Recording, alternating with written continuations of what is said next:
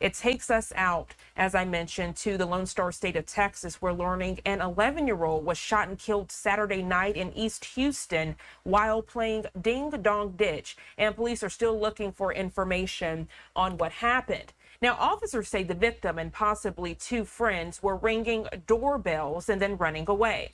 A suspect has been detained. I want you to take a listen to the latest information from authorities as we are keeping a close eye on this case.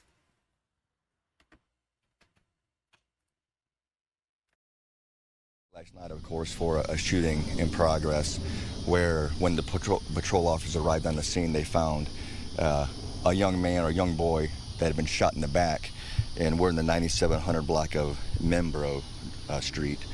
And the information we got then, and again that was like 11:30 last night, was some young boys were playing in the neighborhood. They were doing what's referred to as doorbell ditching, ringing people's doorbells and just I guess playing or having what they thought was a good time. And there was a home behind us here which they were ringing the doorbell at, and a witness said someone ran out of that house and was shooting at the kids running down the street. And unfortunately, and sadly enough, one of the boys who was 11 years old was shot in the back. And at the time, he was not, I'm not sure what his condition, but he was transported to the hospital. And this was about 11:30 last night. An update came in at 2 o'clock this afternoon from the hospital saying the young boy had died from the gunshot wound. So homicide was notified, and we come out to the scene and collectively trying to collect as much evidence as we can. We have identified a possible suspect in the shooting. And we're still talking to a witness. One of the witnesses also, we're talking to him still. So when we brought CSU here, and so we're right now in the process of systematically doing a search warrant on the house. Inside the house, we did find weapons in the house, a significant amount of weapons in the house. So it's going to take us some time to do that now. We've been here for several hours. So I just talked to our crime scene techs. They said we're probably going to at least be here another 3 hours. Has the suspect been formally charged yet? He's not formally charged yet. We're in cooperation with the DA's office. We do have a possible suspect detained right now, and he has been interviewed.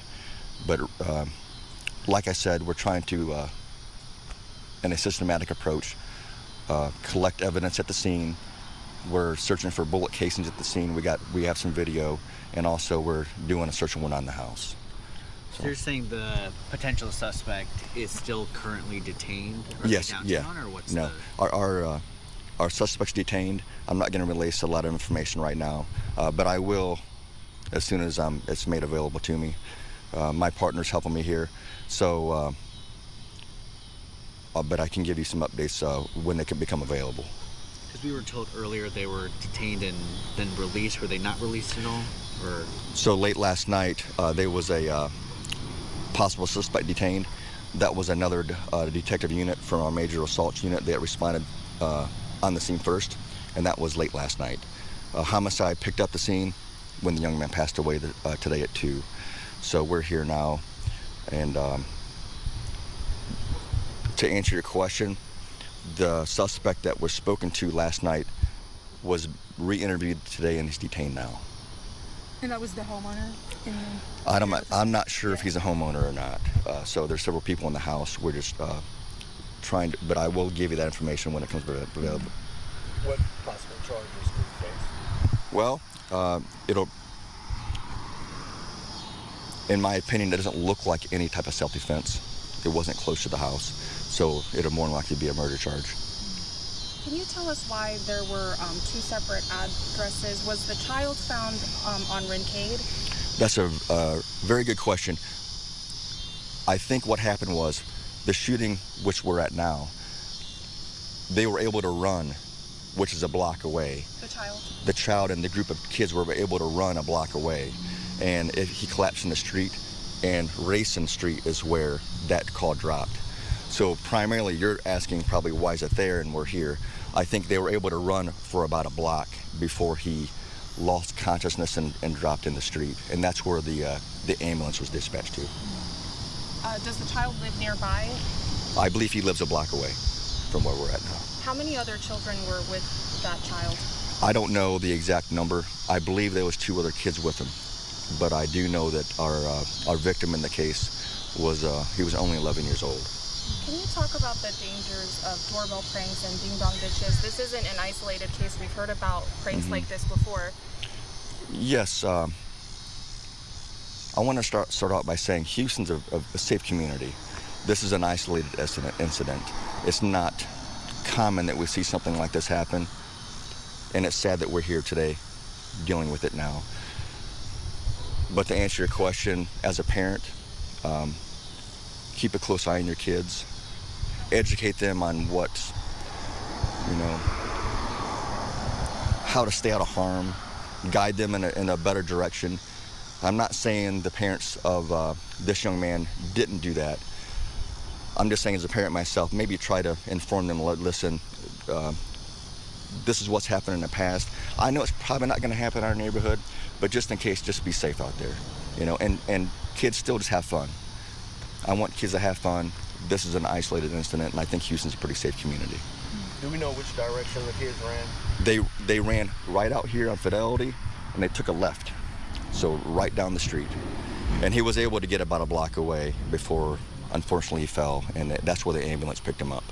Did it appear like the kids were performing some sort of social media challenge? I don't know. I can't answer that one.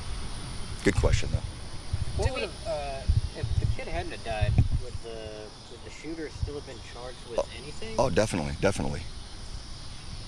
That's why our homicide unit didn't come out the first time. We have a unit called Major Assaults, and they handle all assaults like a gunshot wound that doesn't result in death. Can you comment on the suspect's description at all? Gender, age, any of that? We just know he's a middle-aged man, but I'll certainly give you as much information as I can when it becomes more available to me. Do we know if the suspect came out of the door or did he shoot through the door? Our witness says the suspect came out of the door, ran out into the street, and was firing down the road. Is there surveillance video showing the shooting? We don't have any right now. We have some video. We made some phone calls. Let me back up. There are cameras out here, but some of the people are on vacation, out for the holiday. So we're calling them now to respond like, hey, listen, this is what we need. Even if it's audio, that'll help us out. So that's what we were doing earlier, looking for bullet casings in the street or in the ditch, because we believe he was quite a ways outside of his own driveway. Are you able to say how the family is processing all of this, and have you been able to speak with them? My partner has spoken with the family, and as you know, I've been at the scene here trying to help the crime scene unit, and they're still inside the house recovering several firearms and ammunition inside. Do we know what kind of firearm was used in this shooting? A witness says it appeared to be a handgun, but we don't know a caliber yet. And do we know how many shots were fired? A witness said 2 to 3. Thank you so much. Okay. All right. There you go. Thank you. All right.